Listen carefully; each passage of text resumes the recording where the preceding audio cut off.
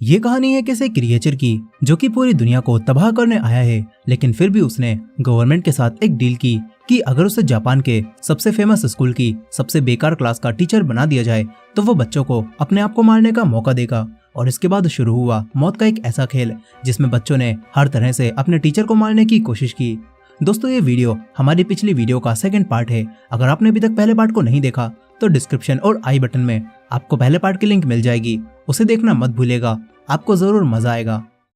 तो last part में हमने देखा था कि गवर्नमेंट भी कोरो सेंसेई को मार नहीं पाई थी, जिसके बाद सेकंड टर्म स्टार्ट हो चुका था।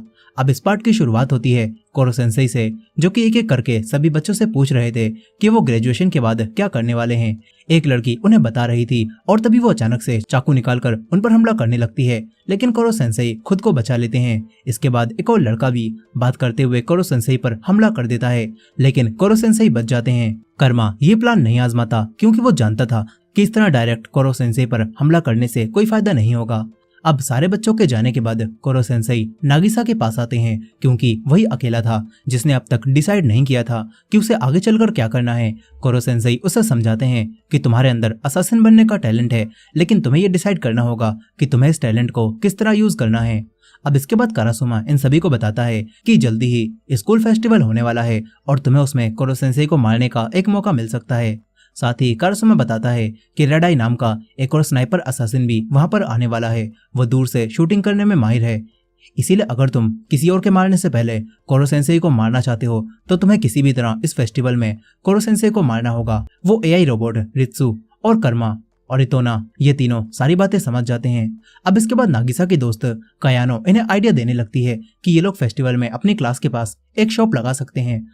अब तभी कोरो सेंसेई भी यहाँ पर आ जाते हैं। कोरो सेंसेई फेस्टिवल को लेकर बहुत खुश थे, हालांकि उन्हें ये बात नहीं पता थी कि फेस्टिवल के दौरान उन्हें मारने का प्लान बनाया जा रहा है। इधर कारासुमा के सामने अब मिस इरिना आती हैं। मिस इरिना काफी खुश थीं क्योंकि वो इन बच्चों के साथ थिएटर प्ले में शामिल होने वाली थीं।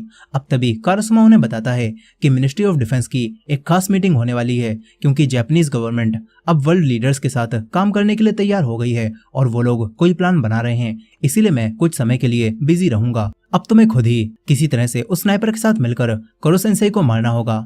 इधर कोरो सेंसेई सबसे कहते हैं कि वैसे फेस्टिवल के दौरान जब मेरा ध्यान तुम पर नहीं होगा तो तुम लोग मुझे मार सकते हो, और इसीलिए अब मैं तुम्हें अपनी सबसे बड़ी वीकनेस बताने जा रहा हूँ ताकि तुम उसका फायदा उठा सको। कोरो सेंसेई कहते हैं कि मेरे पास ज्यादा पावर नहीं है, मेरी बस स्पीड ही बहुत तेज है, इसीलिए जब फेस्टिवल के दौरान मेरा ध्यान तुम पर नहीं होगा तो तुम लोग मेरे टेंटिकल्स को पकड़कर मुझे रोक सकते हो, जिसके बाद मुझे मारना बहुत आसान हो जाएगा। ये सारी बातें सुनकर सारे बच्चे उनके टेंटिकल्स पकड़ने दौड़ते हैं, लेकिन कोरो सेंसेई अपनी स्पीड से आसानी से बच जाते हैं। अब इसके बाद फेस्टिवल वाला दिन आ जाता है। हर तरफ भीड़ होती है, लेकिन ई क्लास के 3 लड़कों ने मिलकर अपनी शॉप अपनी क्लास के पास लगाई थी जहाँ कोई भी नहीं होता। अब तभी क्लास में एक धमाका होता है और ये सब वहां जाकर देखते हैं तो इनका एक दोस्त एक्सपेरिमेंट कर रहा था, जिससे उसने क्लास में धमाका करके दीवारों को ही तोड़ दिया। वहीं पर दूसरी तरफ फेस्टिवल में कोरो सेंसेई एक जोकर बने हुए थे। नागिसा उन्हें बिल्कुल इंसानों की तरह बिहेव करने से मना करता है ताकि कोई भी उन्हें पहचान ना पाए।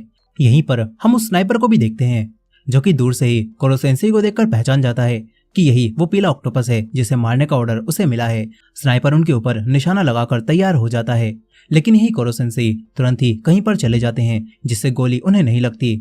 और नागिसा को भी कोई अंदाजा नहीं था कि कोरो सेंसेई आखिर कहाँ पर चले गए। वो आसपास देखने लगता है और तभी उसे मिस इरिना दिखती हैं, जो कि एक आदमी को स्पेशल ट्रीटमेंट दे रही थीं। इसके बाद वो उस आदमी से थिएटर प्ले में आने के लिए कहती हैं। नागिसा ये सब देखकर काफी हैरान था। मिस इरिना कहती हैं कि थिएटर प्ले में जितने ज्यादा लोग होंगे कोरो सेंसेई का ध्यान भटकाना उतना ही आसान होगा और तब हम उन्हें मार पाएंगे। अब इसके बाद ई क्लास का थिएटर प्ले शुरू हो जाता है। स्नाइपर भी यहाँ पर आ चुका था। वो बड़े से मोमोतारो को देखता है और समझ जाता है कि यही कोरो सेंसेई हैं। यहीं पर इतोना और दूसरे बच्चों ने भी एक्ट करते हुए अपने हथियार निकाल लिए थे और ये लोग उनसे ही कोरो सेंसेई पर हमला करने लगते हैं। अब यहाँ स्क्रिप्ट के हिसाब से तो मोमोतारो को काटा जाना था, लेकिन कोरो सेंसेई समझ चुके थे कि इन्हें फंसाया जा रहा है, इसीलिए वो इधर उधर होकर बचने लगते हैं। इससे ऑडियंस को भी काफी मजा आ रहा था। और वहीं दूसरी तरफ ई क्लास के कुछ लड़कों के पास एक लड़की आती है और बताती है कि कायानो और उसकी दोस्तों को बड़ी क्लास के लड़के उठाकर कहीं पर ले गए हैं। ये बात सुनकर बाकी लड़के तुरंत ही उन्हें बचाने जाने लगते हैं और कर्मा भी ये देख लेता है। इधर स्नाइपर अपनी गन कोरो सेंसेई के ऊपर पॉइंट करता है, लेकिन कोरो सेंसेई तुरंत ही उसके सामने आ जाते हैं। साथ ही अपनी स्पीड से कोरो सेंसेई ने उसे भी एक्ट का हिस्सा बना दिया था। इसके बाद एक्ट खत्म कर दिया जाता है। मिस इरिना जलपरी बनकर आती हैं, लेकिन उन्हें पता चलता है कि ड्रामा तो अब बंद हो गया। अब इसके बाद कोरो सेंसेई उसी स्नाइपर को पकड़ लेते हैं। स्नाइपर कहता है कि चलो ठीक है, तुम जीत गए, अब मुझे मार दो। लेकिन कोरो सेंसेई उसे मारने से मना कर देते हैं और कहते हैं कि तुम्हारी वजह से ही मेरे स्टूडेंट्स अपनी लिमिट्स को क्रॉस कर पाए हैं और उन्होंने मुझे मारने की कोशिश की क्योंकि उन्हें पता था कि तुम यहाँ पर आने वाले हो, इसीलिए तुम्हें मारना गलत होगा। ये बोलकर कोरो सेंसेई चले जाते हैं। स्नाइपर भी सोचता है कि कोरो सेंसेई सच में मॉन्स्टर होने के बाद भी एक काफी अच्छे टीचर हैं। वहीं बड़ी क्लास के लड़के कायानो और उसकी दोस्तों को छेड़ रहे थे, लेकिन कर्मा अपने साथियों के साथ यहाँ पर आकर उन्हें बजाने लगता है। लेकिन एक लड़का कायानो के गले पर चाकू रख लेता है और उसे धमकाता है और फिर बाकी लड़के उन्हें मारकर कमजोर कर देते हैं। मगर तभी यहाँ पर कोरो सेंसेई एक कॉस्ट्यूम पहनकर आ जाते हैं और कहते हैं कि मैं इनका टीचर कारासुमा हूँ। वो इन लड़कों को सबक सिखाते हैं और सभी लड़के डरकर भाग जाते हैं। ये देखकर कायानो और बाकी सभी लोग कोरो सेंसेई को उन्हें बचाने के लिए थैंक्स कहते हैं। अब तभी कोरो सेंसेई अपनी टाई को फिक्स करते हैं और हमें पता चलता है कि ये टाई उन्हें मिस युकीमुरा ने दी थी। कोरो सेंसेई सोचते हैं कि मिस युकीमुरा, क्या मैं आपसे किया हुआ वादा अच्छे से निभा रहा हूँ? अब कुछ दिनों बाद जब क्लास के आसपास कायानो कपड़े सुखा रही थी तो तभी कोरो सेंसेई उसके पास आकर उससे कहते हैं कि कायानो, क्या मैं तुम्हारी कुछ मदद कर दूं? ये सुनकर कायानो उन्हें कुछ सामान उठाने के लिए कहती है और फिर इसके बाद सबसे बड़ा सीक्रेट रिवील होता है और हमें पता चलता है कि कायानो के पास भी टेंटिकल्स हैं। नागिसा भी ये देख लेता है और कायानो अब अपने टेंटिकल्स की मदद से कोरो सेंसेई पर हमला कर देती है। ये चीज देखकर कोरो सेंसेई भी काफी हैरान थे और इसी वजह से वो लड़ाई पर फोकस नहीं कर पाते और साथ ही पानी की वजह से वो कमजोर भी हो जाते हैं और कायानो उन्हें मारने लगती है। मगर तभी एक अजीब सी आवाज आती है जिससे वो रुक जाती है और सभी बच्चे ये देख लेते हैं कि कायानो के पास भी टेंटिकल्स हैं। यहाँ पर कोरो सेंसेई कायानो के पास आकर पूछते हैं कि अचानक तुम्हें ये क्या हुआ? इस पर कायानो कहती है कि मेरा असली नाम कायानो नहीं है, असल में मैं मिस युकीमुरा की छोटी बहन हूँ, वही युकीमुरा जिन्हें तुमने मार दिया था। कायानो फिलहाल के लिए यहाँ से चली जाती है।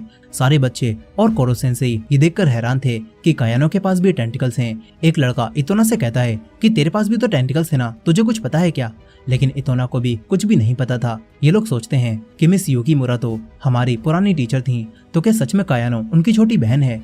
अब इसके बाद ये लोग कोरो सेंसेई से कहते हैं कि आप ही हमें बताइए आपके साथ पास्ट में आखिर क्या हुआ था और ये सब कुछ मिस युकीमुरा और कायानो से कैसे जुड़ा है। कोरो सेंसेई कहते हैं कि सच जानना तुम्हारा हक है, लेकिन मैं सारा सच तभी बताऊंगा जब कायानो भी हमारे बीच मौजूद होगी। इधर रात में कायानो एक बिल्डिंग पर बैठी हुई थी। वो अपनी बड़ी बहन युकीमुरा के साथ बिताए हुए अच्छे पलों को याद कर रही थी और तभी उसे याद आता है कि कैसे एक दिन जब वो अपनी बहन को कुछ पेपर्स देने उनकी लैब में गई थी तो वहां पर भगदड़ मची हुई थी और एक क्रिएचर के हाथों में उसकी बहन थी जो कि मर रही थी। क्रिएचर कायानो के आते ही यहाँ से भाग गया था। कायानो को अपनी बहन को मरा हुआ देखकर काफी दुख होता है। साथ ही उसे यहाँ पर एक इंजेक्शन भी मिलता है। उसके साथ रखी हुई बुक से कायानो को पता चलता है कि इससे इंसानों के अंदर टेंटिकल्स आ सकते हैं, लेकिन साथ ही उन्हें हमेशा काफी ज्यादा दर्द होता रहेगा और थकावट रहेगी। मगर कायानो उस क्रिएचर को मारने के लिए अब इंजेक्शन लगा लेती है और इस तरह उसे टेंटिकल्स मिलते हैं। साथ ही क्रिएचर ने लैब में एक नोट भी छोड़ा था जिसमें उसने लिखा होता है कि मैं जापान के सबसे फेमस स्कूल की ई क्लास में जाऊंगा, अगर तुम्हें सच जानना है तो वहीं पर आ जाना। इस तरह कायानो कोरो सेंसेई तक पहुंच गई थी। कायानो अब एक जगह पर खड़ी होकर मिरर देखती है और अपने टेंटिकल से उसे तोड़ देती है। अब तभी कोरो सेंसेई मिस इरिना का पालतू डॉग बनकर यहाँ पर आ जाते हैं और कहते हैं कि तुम्हारी खुशबू से मैंने तुम्हें ढूंढ लिया कायानो।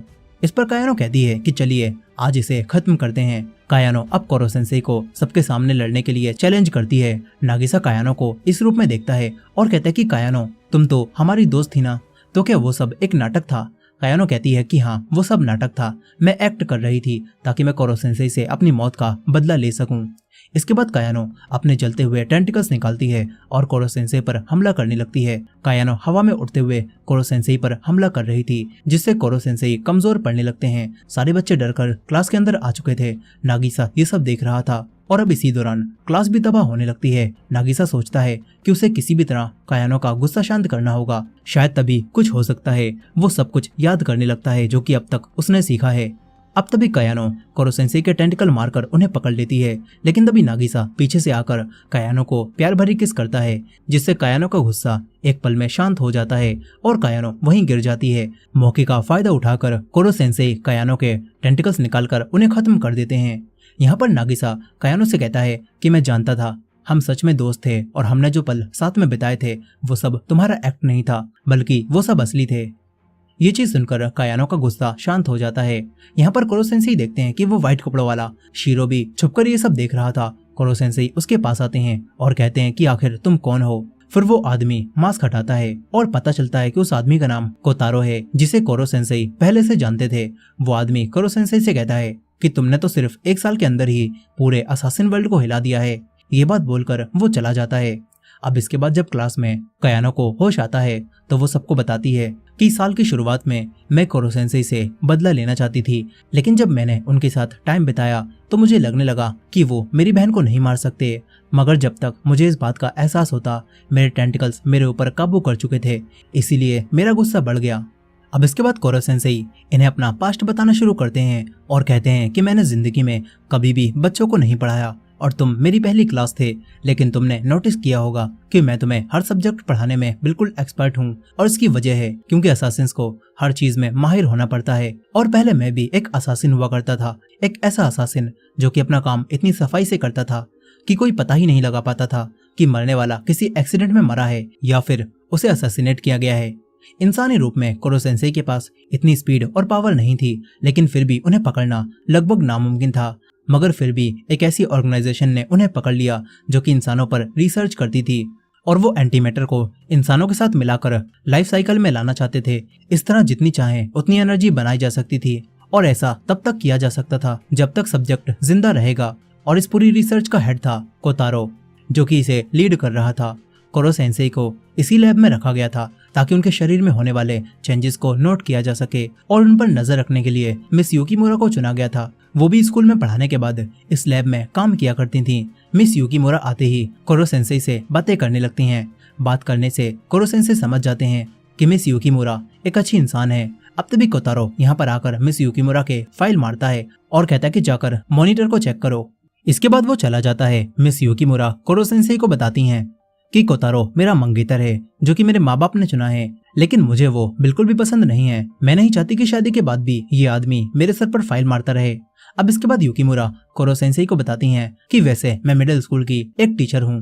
प्रेजेंट टाइम में कोरो सेंसेई बताते हैं कि मिस युकीमुरा मुझसे तुम लोगों के बारे में बहुत सारी बातें करती थी और हम दोनों उस लैब में अच्छे दोस्त बन चुके थे, लेकिन फिर रिलैक्स टाइम ओवर हो गया और कोतारो दोबारा से कोरो सेंसेई पर एक्सपेरिमेंट करने लगा।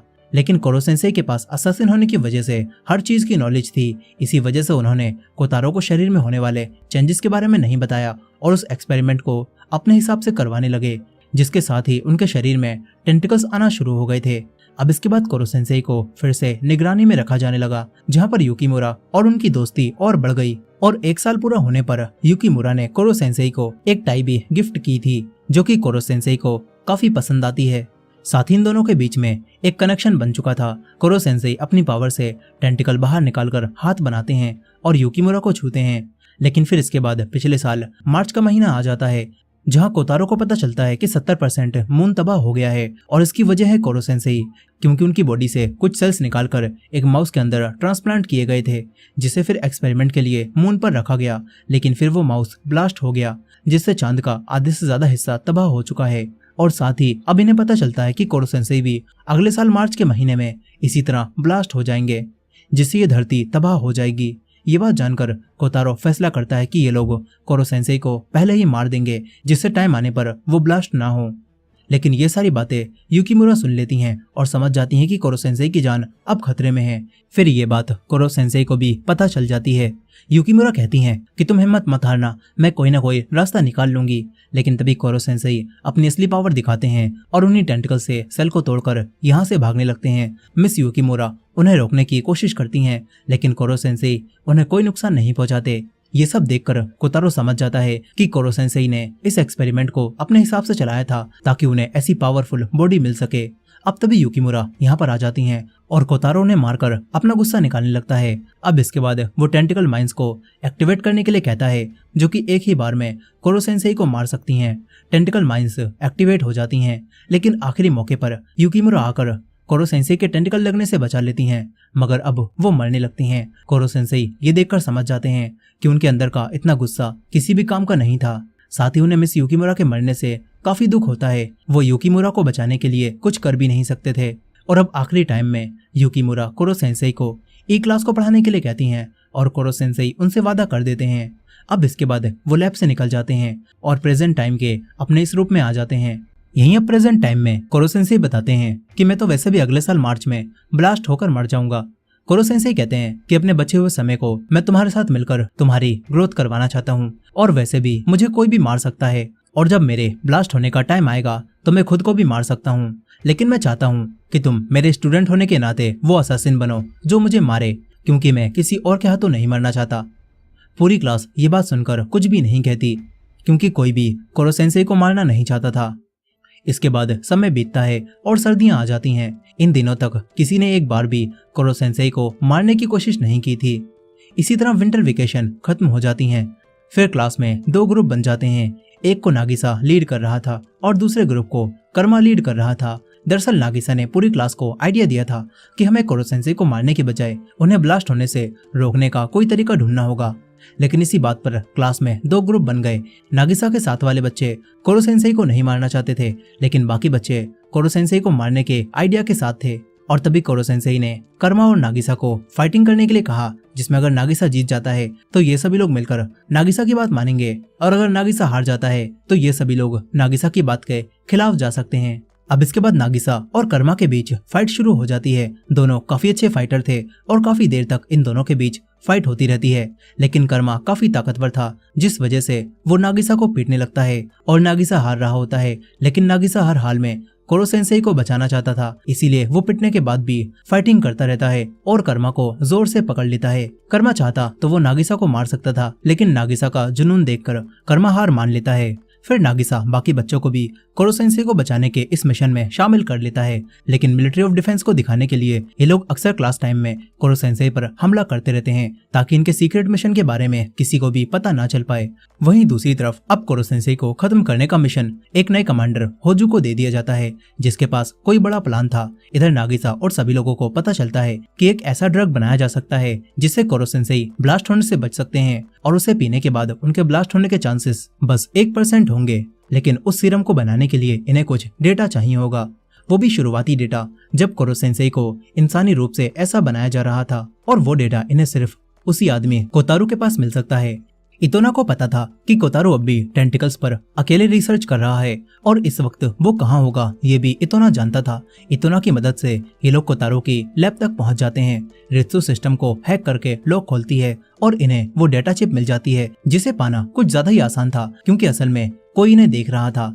फिर इसके बाद ये लोग डेटा चिप को रित्सु रोबोट में इंसर्ट कर देते हैं, और इस तरह इनका वो सीरम बनाने का काम शुरू हो जाता है। वहीं नया कमांडर होजू अपना प्लान बताता है। उन्होंने स्पेस में एक मशीन बनाई थी जिससे ये लोग एक ही बार में कोरो सेंसेई का काम तमाम करने वाले थे, और उस मशीन को पूरा होने में बस कुछ ही दिन बचे होते हैं। इधर बाकी बच्चे भी जी जान से वो सीरम बनाने में लगे हुए थे। ये लोग कई बार फेल होते हैं, लेकिन ये लोग हार नहीं मानते। मिस इरिना को भी कोई आइडिया नहीं था कि बच्चे क्या कर रहे हैं। वो कोरो सेंसेई से इस बारे में पूछती हैं, लेकिन कोरो सेंसेई कहते हैं कि उनमें जो पोटेंशियल अब तक छुपा हुआ था, अब वो पोटेंशियल धीरे धीरे बाहर आने लगा है।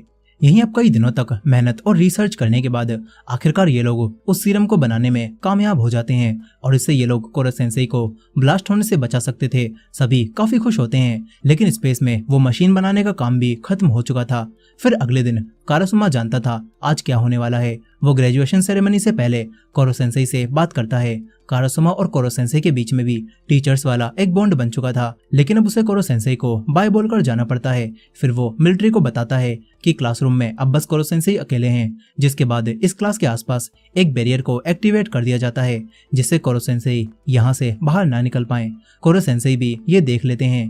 फिर अगले दिन जब बच्चे स्कूल आ रहे थे तो मिलिट्री ऑफिसर्स उन्हें पकड़कर पहाड़ के बीच में बनी हुई एक जेल में डाल देते हैं। फिर नया कमांडर होजू इन्हें बताता है कि आज तुम सभी बच्चों को यहीं पर रहना होगा, क्योंकि वर्ल्ड लीडर्स ने मिलकर एक प्लान बनाया था जिसे आज अंजाम दिया जाएगा। आज हम स्पेस से लेजर फायर करके कोरो सेंसेई को शूट करके हमेशा के लिए खत्म कर देंगे और इसीलिए हमने तुम्हारी क्लास के चारों तरफ एक बैरियर बना दिया है। कमांडर बताता है कि हमने तुम बच्चों को अब तक सिर्फ एक चारे की तरह इस्तेमाल किया था ताकि कोरो सेंसेई तुम्हारे आसपास रहें और वो दुनिया भर में कहीं भी ना जाएं, और इसीलिए अब तुम्हारा काम खत्म हो गया है। अब इसके बाद कारासोमा भी यहाँ पर आ जाता है और होजू अपने साथियों के साथ यहाँ से चला जाता है। यहाँ सारे बच्चे कारासोमा को बताते हैं कि हमने एक सीरम बनाया है जिससे कोरो सेंसेई को ब्लास्ट होने से रोका जा सकता है। कारासोमा कहता है कि हमें भी उस सीरम के बारे में पता है, उसे पीने के बाद भी कोरो सेंसेई के ब्लास्ट होने के चांसेस 1% होंगे और 1% चांस भी हमारे लिए बहुत हैं। हम धरती को दांव पर नहीं लगा सकते, इसीलिए मिलिट्री कोरो सेंसेई को मारना ही ठीक समझती है। ये बात सुनकर नागिसा कहता है कि कारासोमा सर, आप भी बिल्कुल मिलिट्री ऑफिसर जैसे ही निकले। कारासोमा ये सुनता है और यहाँ से चला जाता है। कर्मा कहता है कि कारासोमा सर भी कुछ नहीं कर सकते, उन्हें बस ऑर्डर्स को फॉलो करने के लिए कहा गया होगा।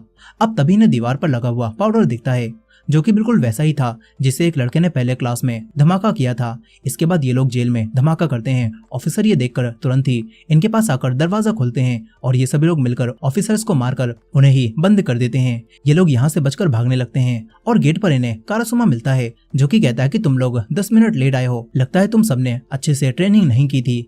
ये बात सुनकर सभी समझ जाते हैं कि कारासोमा भी अब इनके साथ हैं और वो कोरो सेंसेई को बचाना चाहते हैं।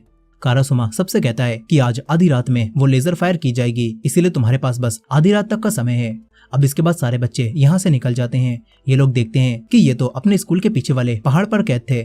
यही पास ही में मिलिट्री कैंप्स भी लगे होते हैं, लेकिन उनसे बचाने के लिए मिस इरीना यहाँ पर आ जाती हैं। मिस इरीना जो कि प्रोफेशनल असासिन थी, वो गन से मिलिट्री पर हमला करना शुरू कर देती हैं और सारे बच्चे यहाँ से भागने लगते हैं। ये लोग मिलिट्री ऑफिसर्स के कैंप्स को भी तबाह करने लगते हैं ताकि प्लान को डिले किया जा सके। कमांडर होजू भी यहाँ से निकलने लगता है, लेकिन नागिसा उसके सामने आ जाता है। कमांडर तब भी गाड़ी नहीं रोकता और वो नागिसा को उड़ाने वाला था, मगर कर्मा और इतना मिलकर कमांडर की गाड़ी को पलट देते हैं। यहीं पर लड़कियां भी मिलकर कमांडर और उनके साथियों से लड़ती हैं और कमांडर को बेहोश कर देती हैं। अब इसके बाद ये सभी लोग पहाड़ चढ़ते हुए यहाँ से निकल जाते हैं। इन्होंने पूरा मिलिट्री कैंप तबाह कर दिया था। ये बात जब मिलिट्री हेड को पता चलती है तो वो कारासोमा को इस मिशन से बाहर निकाल देता है। साथ ही अब ये लोग 6 घंटों बाद लेजर फायर करने वाले थे और कोरो सेंसेई भी क्लास में ही कैद होते हैं। अब तभी कोरो सेंसेई के पास सभी लोग पहुंच जाते हैं। ये लोग कोरो सेंसेई को अपना बनाया हुआ सीरम दिखाते हैं और इसे पीने के लिए कहते हैं। कोरो सेंसेई ये देखकर काफी खुश होते हैं कि उनके स्टूडेंट्स ने उन्हें बचाने के लिए इतनी मेहनत की है और वो सीरम पी लेते हैं। इसके बाद वो सब कहते हैं कि कोरो सेंसेई चलिए अब यहाँ से चलते हैं, लेकिन कोरो सेंसेई बताते हैं कि मिलिट्री ने इस बिल्डिंग के चारों तरफ और जमीन में एक बैरियर बना दिया है जो कि सिर्फ मुझे ही बाहर जाने से रोक रहा है।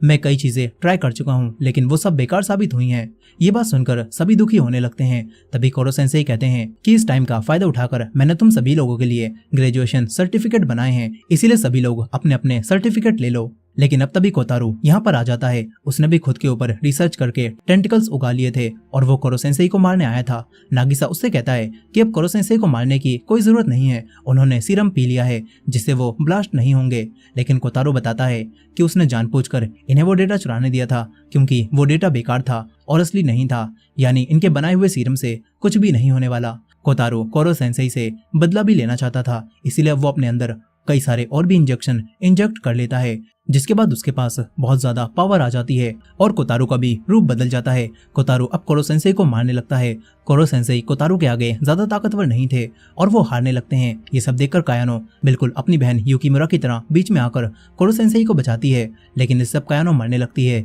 ये चीज देखकर कोरो सेंसेई को भी वही पल याद आ जाता है जब युकीमुरा मरी थी। कोरो सेंसेई अब गुस्से में आकर उस पावर का इस्तेमाल करते हैं जो कि अब तक उन्होंने इस्तेमाल नहीं की थी। वो एक ही अटैक में कोतारू को खत्म कर देते हैं।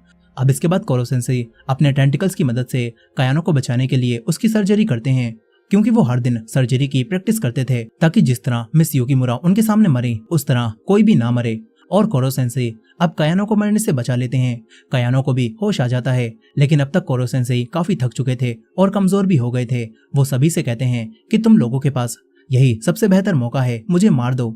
लेकिन कोई भी कोरो सेंसेई को मारना नहीं चाहता था। कोरो सेंसेई कहते हैं कि अगर तुम लोग मुझे नहीं मारोगे तो कुछ समय बाद मिलिट्री शूट करके मुझे मार देगी और मैं तुम्हारे अलावा किसी और के हाथों नहीं मरना चाहता।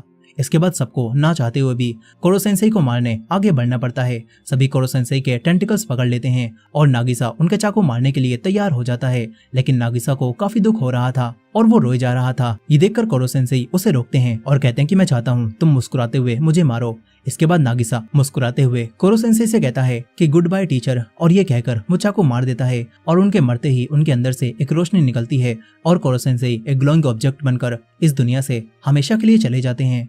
वहीं मिलिट्री को भी पता चल जाता है कि अचानक से कोरो सेंसेई मर चुके हैं। इधर वही ग्लोइंग ऑब्जेक्ट मिस इरिना के पास आता है और मिस इरिना भी समझ जाती हैं कि कोरो सेंसेई अब मर चुके हैं। इससे उन्हें भी थोड़ा दुख होता है। वहीं कारासुमा को भी कोरो सेंसेई के जाने से काफी दुख था। इधर नागिसा मन ही मन कह रहा था कि कोरो सेंसेई, मैंने फैसला कर लिया है, मुझे आगे चलकर क्या करना है। अब इसके बाद थर्ड ईयर की ये क्लास भी फाइनली ग्रेजुएट हो जाती है। कयानो अपनी बहन युकीमुरा के सामान को देखने आती है, जहां वो एक बुक को देखती है जिसमें युकीमुरा ने कोरो सेंसेई के लिए टाई खरीदने के लिए उसे चुना था और अब भी वो टाई कोरो सेंसेई की याद में पेड़ पर लटकी होती है। अब इसके बाद कुछ समय बीत जाता है। नागिसा एक ऐसे स्कूल में जाता है जहाँ के बच्चे ई क्लास से भी ज्यादा बदतर थे, लेकिन नागिसा कोरो सेंसेई की तरह ही एक टीचर बनकर इन्हें सुधारने आया था।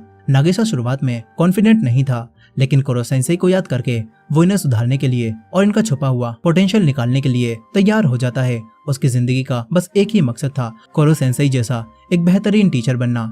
और इसी एंडिंग के साथ ये कहानी यहाँ पर खत्म हो जाती है। दोस्तों, आपको ये कहानी कैसी लगी कमेंट करके जरूर बताइएगा, और ये वीडियो पसंद आई हो तो वीडियो को लाइक करके हमारे चैनल को भी सब्सक्राइब कर लीजिएगा। मिलते हैं नेक्स्ट वीडियो में।